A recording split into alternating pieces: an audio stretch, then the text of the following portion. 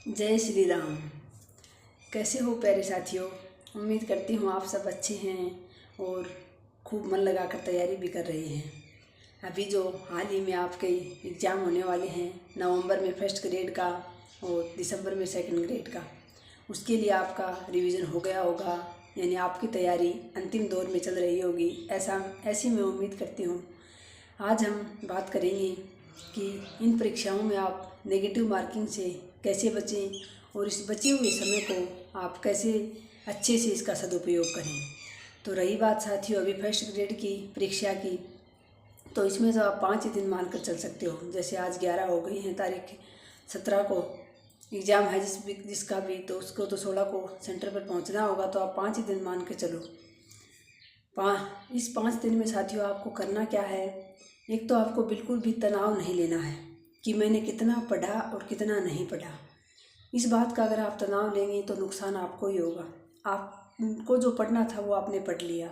अब इस बचे हुए 5 दिनों में अगर आप बिल्कुल नॉर्मल रहोगे तो आपको फ़ायदा हो जाएगा एग्ज़ाम में।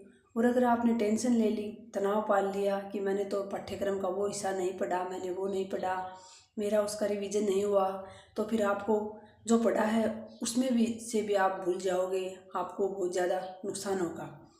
तो इसलिए सबसे पहले तो मेरी आपसे यही रिक्वेस्ट है कि आप सामान्य रहें।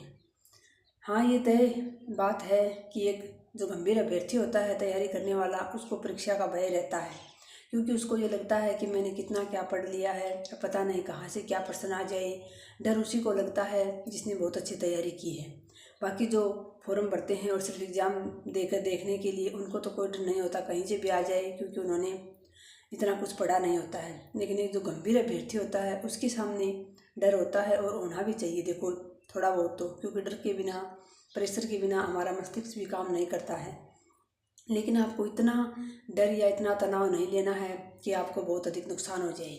तो एक तो आप इन बचे हुए 5 दिनों में कोई भी अपने पाठ्यक्रम का नया टॉपिक ना छेड़ें। अगर आप रिवीजन कर रहे हैं बराबर, तो जो बचा हुआ पाठ्यक्रम है उसका रिवीजन करें। नहीं तो अगर हो सकता है आपके आसपास दुकानें हों, आपके आसपास बाज़ार लगता हो नज़दीकी, तो आप वहाँ से प्रैक्टिस सेट लेके आ जाएं कोई, और उसको हल करें आप 2-4 दिन।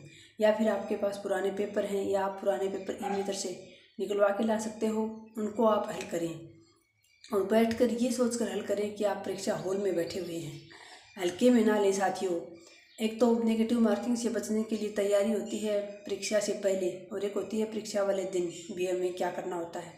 तो अगर परीक्षा से पहले की बात करूं तो साथियों वो तो हमारा समय लगभग जा चुका है, क्योंकि अभी परीक्षा तो आ चुकी है।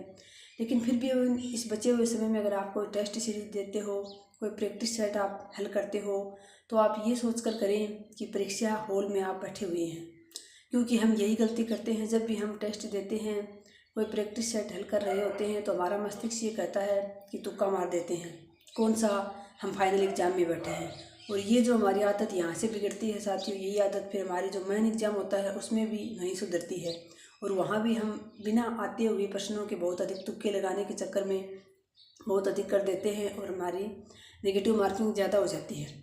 तो एक तो आपको साथियों, और संयोग से होता क्या है, जब भी हम कोई टेस्ट दे रहे होते हैं वहाँ हम तुक्का लगाते हैं, वो तुक्का हमारा 100% सही जाता है। ये मैंने खुद अनुभव किया है। और फिर हमें क्या लगता है, हमें और भी कॉन्फिडेंस आ जाता है कि हाँ, हमारे तो तुक्के बिल्कुल सही जाते हैं, हम परीक्षा में भी ऐसे तुक्के लगाएंगे। लेकिन साथियों परीक्षा में वो तुक्के सही नहीं जाते हैं। तो इस वहम में ना रहें कि आप पहले परीक्षा दे रहे हैं, कोई टेस्ट दे रहे हैं, वहाँ आप तुक्के लगा रहे हैं। वहाँ भी आप यही सोच कर दें कि आप एग्ज़ाम हॉल में बैठे हैं, और एग्ज़ाम हॉल में जिस दिन जाएं उस दिन आप ये सोचें कि आप नॉर्मल घर पर बैठे हैं। ये सोचना इतना आसान नहीं है, मानती हूँ, लेकिन इतना मुश्किल भी नहीं है। अगर आप चाहो तो क्या नहीं कर सकते हो। आप ठान लो, आपको बिल्कुल भी तनाव नहीं लेना है। एक तो परीक्षा हॉल में आप कैसे सामान्य रहें, इस पर एक वीडियो अलग से बनाएंगे। आज मैं इस वीडियो में यही बात करूँगी कि आप नेगेटिव मार्किंग से कैसे बचें, और बचे हुए समय को, जैसे कि मैंने आपको बताया, आप कोई भी प्रैक्टिस सेट हल करें दोनों पेपरों के, या फिर आप कोई पुराने पेपर लेके आ जाएं, उनको आप हल करें अच्छे से। और ये सोचकर हल करें कि आप फाइनल एग्ज़ाम में बैठे हुए हैं, आपको नेगेटिव मार्किंग से बचना है।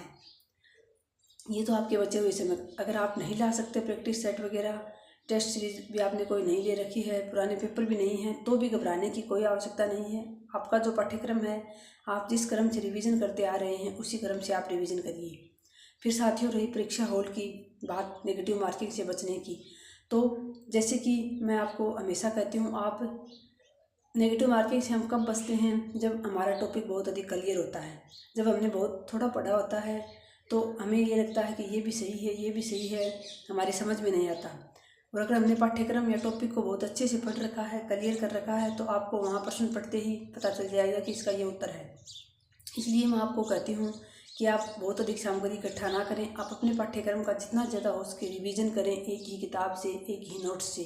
चाहे आपने किसी भी कोचिंग की हो, कहीं से भी आपने ऐप लिया हो, आप अपने नोट्स तैयार करें और उन्हीं नोट्स का बार बार रिवीजन करें, उन पर विश्वास रखें।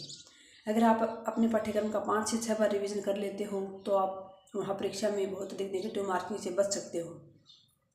तो पहली दिक्कत तो वहीं आती है जब हमारा कॉन्सेप्ट क्लियर नहीं होता है, तो हमारे समझ में नहीं आता कि ये उत्तर है या ये उत्तर है। तो पहले तो आपका कॉन्सेप्ट अच्छे से क्लियर होना चाहिए। अगर वो तभी होगा जब आपका पाठ्यक्रम का बहुत अधिक बार रिवीजन हुआ होगा। दूसरी बात साथियों, परीक्षा हॉल में आप बैठे हैं तो प्रश्न पढ़ते समय आप हमेशा ध्यान रखें कि प्रश्न क्या पूछ रखा है। हम क्या करते हैं, 1-2 प्रश्न शुरुआत में कोई आसान आ जाते हैं तो हमारा कॉन्फिडेंस बढ़ जाता है और हम ये सोचते हैं, फिर हम प्रश्न पढ़ते हुए लापरवाही करते हैं। तो मैं आपसे कहूँगी, आप प्रश्न को कम से कम 2 बार पढ़ें, बहुत अच्छे से पढ़ें। जो लास्ट में हाँ या नहीं दे रखा होता है वो आपको अच्छे से पढ़ना है। वहाँ हम गलती करते हैं, बहुत सारे अभ्यर्थी गलती करते हैं। एक हमारे हिंदी साहित्य में शक संवत और विक्रमी संवत वाला जो है, ये इसमें हमारी गलती हो जाती है। लेकिन आप प्रश्न को कम से कम 2 बार बहुत अच्छे से पढ़ें और लास्ट में जो क्या पूछ रखा है, हाँ है नहीं है, उसको आप अच्छे से क्लियर करने के बाद अगर वो नहीं पूछ रहा है तो आप वहाँ छोटा सा निशान भी लगा सकते हैं कट का, क्योंकि मैंने तो ऐसे ही किया था। और कोई ये हालांकि ये कहा जाता है कि आपको कोई भी मार्क नहीं करना है, लेकिन आप अपनी सुविधा के लिए आप छोटा सा मार्क कर सकते हैं कि हाँ ये नहीं पूछ रहा, आप वहाँ कट कर सकते हैं। मैंने तो ऐसे किया था। और आपको वहाँ पर ये ध्यान रखना है, प्रश्न पढ़ते हुए प्रत्येक प्रश्न को आपको कम से कम 2 बार पढ़ना है और फिर आपको ऑप्शन पढ़ना है। बहुत अधिक और कॉन्फिडेंस में भी नहीं आना है। और अगर आप शुरुआत में ही पेपर खोलते ही देखते हो आपको 1-2 प्रश्न ऐसे हार्ड मिल जाते हैं, तो वहाँ हमारा सारा का सारा जो संतुलन है वो बिगड़ जाता है कि ये पेपर कहाँ से आ गया। तो साथियों, प्रश्न हार्ड आते हैं तो वो सभी के लिए आते हैं और आसान है तो वो भी सभी के लिए है। तो घबराएं नहीं, अगर बहुत अधिक हार्ड प्रश्न आ गया है और आपकी तैयारी बहुत अच्छी है तो यकीन मानिए वो प्रश्न सबके लिए हार्ड है। तो फिर अगर प्रश्न पत्र कठिन आता है तो फिर मेरिट कम रह जाएगी। वहाँ आप बिल्कुल भी घबराएं नहीं। पेपर को एक बार पहले सारे प्रश्नों को बहुत अच्छी प्रकार से पढ़ें। जो प्रश्न एक बार में पढ़ते ही आपको आ जाता है उत्तर उसको छोटे छोटे टिक लगाते हुए चले आप। एक बार पूरे आप जैसे कि 75 प्रश्न हैं तो 75 प्रश्नों को पढ़ के चले जाएं, 100 हैं तो 100 को पढ़ के चले जाएं लगातार। उसके बाद आपको दोबारा उन प्रश्नों को पढ़ते हुए और ऑप्शन को पढ़ते हुए आपको जो आपको प्रश्न आते हैं उनको आपको गोले काले करते हुए चलना है। आपको ये छोड़ते हुए चलना है कि हम लास्ट में कर देंगे, लास्ट में नहीं होता है कुछ भी। लास्ट में फिर हाथ मलना रह जाता है, पश्चाताप के अलावा कुछ नहीं होता। तो आप एक बार पूरे प्रश्नों को पढ़ के दोबारा पढ़ना शुरू करें, उसके साथ साथ आप गोले काले करते हुए चलें जो उत्तर आपको बहुत अच्छे से आ रहे हैं। तो फिर उनके आप छोटा सा टिक लगाते हुए चलें, ये प्रश्न मैंने कर दिया है ये। तो आपको दोबारा प्रश्न पढ़ोगे तो आसानी रहेगी, आप उस प्रश्न की ओर नहीं जाओगे, आपका समय वहाँ बच जाएगा। तो ये नेगेटिव मार्किंग से बचने का बहुत अच्छा तरीका है साथियों। एक तो आपको प्रश्न को बहुत अच्छे से पढ़ना है, उसके बाद आपका कॉन्सेप्ट क्लियर है तो आप वहाँ मार नहीं खाओगे। अब रही बात कितने प्रश्न करें या कितने पर हम नेगेटिव मार्क, कितने पर हम तुक्के लगा सकते हैं या फिर कितने हम आइडिया से कर सकते हैं। तो साथियों, अगर जैसे फर्स्ट ग्रेड की बात करें, आपके 75 प्रश्न आएंगे। 75 प्रश्न में से अगर पहले राउंड में आप प्रश्न करते हो और वहाँ आपको 30+ प्रश्न आ रहे हैं तो आप बिल्कुल घबराएं नहीं, आप बहुत अच्छी स्थिति में हैं। और वहाँ पर आपको 5 या 7, ज़्यादा से ज़्यादा 5 या 7 प्रश्नों पर ही आपको जहाँ, और प्रश्नों पर भी साथियों वहीं लगा के आना है आपको जहाँ आप 2 जो ऑप्शन होते हैं उसमें आप तय नहीं कर पा रहे हो ये है या ये है। जैसे कि कोई प्रश्न आ गया, आपने वो कभी पढ़ा ही नहीं है, आपके सामने वो कभी आया ही नहीं है आपके पाठ्यक्रम में, तो आपको उसको तो बिल्कुल भी नहीं छेड़ना है, क्योंकि ऐसे में तुक्के नहीं लगाए जाते साथियों। जहाँ आपको एक ऑप्शन ये क्लियर हो जाए कि ये तो है ही नहीं, 3 बचें या फिर ज़्यादातर जो 2 ऑप्शन में आपको डाउट होता है उस प्रश्न को आप साथियों कर सकते हो। फर्स्ट ग्रेड में आप 5 से 7 ज़्यादा ही आपको वो है, मतलब आपको कम परसेंट आ रहे थे तो आप 10% तक साथियों रिस्क ले सकते हैं। इससे ज़्यादा नहीं लेना है आपको। और अगर आपने पहले राउंड में 30+ % सही कर दी हैं तो फिर तो आपको 5-7 प्रश्नों पर लेना है, क्योंकि पहले राउंड में आप 30% सही कर लाए हैं तो दोबारा आप जब पढ़ोगे तो आपके 10% और सही हो जाएंगे। दोबारा पढ़ के उनको फिर से दोबारा करोगे अच्छे से तो अगर 40+ आपके परसेंट सही बन रहे हैं तो फिर आपको वहाँ नेगेटिव मार्किंग में बहुत अधिक नहीं जाना है। 4-5 प्रश्नों पर आप फिर ये कर सकते हो कि जहाँ 2 में आपको डाउट हो वहाँ आप, और एक साथियों प्रश्न पढ़ते ही जो भी ऑप्शन आपके दिमाग में सबसे पहले क्लिक होता है उस पर आप फटाक से निशान लगा लीजिए। उस पर आप बिल्कुल भी दिमाग मत चलाइए, क्योंकि हमें क्या होता है कि जब हमारे दिमाग में वो उत्तर आ जाता है तो फिर हमारा दिमाग और ज़्यादा चतुराई दिखाता है और हम बहुत अधिक ज़्यादा सोचने लग जाते हैं कि ये उत्तर तो नहीं हो सकता, इतना आसान नहीं हो सकता, ये नहीं हो सकता, और फिर वहाँ लास्ट में वो प्रश्न हमारा गलत हो जाता है। ये सारी बातें साथियों मैं अपने अनुभव की बता रही हूँ, मैंने भी कई एग्जाम दिए हैं इसलिए आपको बता रही हूँ। तो जो आपके मस्तिष्क में सबसे पहले जो उत्तर क्लिक हो आप उसको बिना सोचे टिक लगा लें और फिर आपको वही उत्तर करना है, उस पर ज़्यादा नहीं सोचना है, क्योंकि हमारा मस्तिष्क सबसे पहले जो दिशा निर्देश देता है वो हमेशा सही देता है। तो ये नेगेटिव मार्किंग से बचने के कुछ तरीके हैं साथियों।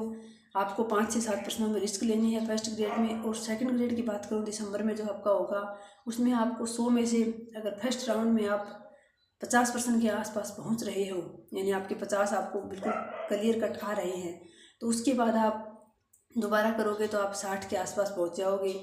अगर आपको पहले राउंड में 40 भी आ रहे हैं तो फिर आप 10 से 15 प्रश्नों पर, यानी दूसरे राउंड में आप 10 और कर लोगे तो 50 हो जाएंगे, तो फिर आप 10 से 15 प्रश्नों पर वहाँ रिस्क ले सकते हो जहाँ आपको 2 ऑप्शन में डाउट हो वहाँ। और जो प्रश्न आपका बिना पढ़ा हुआ है उस पर तो आपको बिल्कुल भी रिस्क नहीं लेनी है साथियों। और अच्छे से बिल्कुल शांत मन से घर से निकलें और बिल्कुल भी घबराएं नहीं, और प्रश्नों को बहुत अधिक अच्छे से पढ़ें और ज़्यादा तुक्के ना मारें साथियों। अगर आपको चयन लेना है तो तुक्कों पर विश्वास नहीं, अपनी मेहनत पर विश्वास रखना है। तो ये आज का वीडियो साथियों। नेगेटिव मार्किंग से बचने के लिए आपको पहले से क्या तैयारी करनी है, जब भी आप कोई टेस्ट देते हैं, प्रैक्टिस सेटल करते हैं, तो वहाँ आपको ज़्यादा तुक्के नहीं मारने हैं, वहीं से आपका अभ्यास शुरू होगा जो परीक्षा हॉल में काम में आएगा। और परीक्षा हॉल में आपको बिल्कुल सामान्य रहना है, जैसे आप घर पे बैठे हुए कोई टेस्ट सीरीज दे रहे हो, क्योंकि फालतू का लोड लेने से साथियों कुछ नहीं होता है, उल्टा हमारा नुकसान ही होता है। होना वही है जो नियति में लिखा है, इसलिए हम तो एक निमित्त मात्र हैं, हमें कहाँ तक पहुँचाया जाना है ये तय है साथियों। तो अपनी मेहनत पर विश्वास रखते हुए और बिल्कुल अपने मन को शांत रखते हुए अच्छी से परीक्षा देकर आइए। अगर आपने मेहनत की है और आप उस पद को डिजर्व करते हैं तो आपको ज़रूर मिल जाएगा। तो आज के वीडियो में इतना ही साथियों, मिलते हैं नेक्स्ट वीडियो में। धन्यवाद। जय हिंद, जय भारत।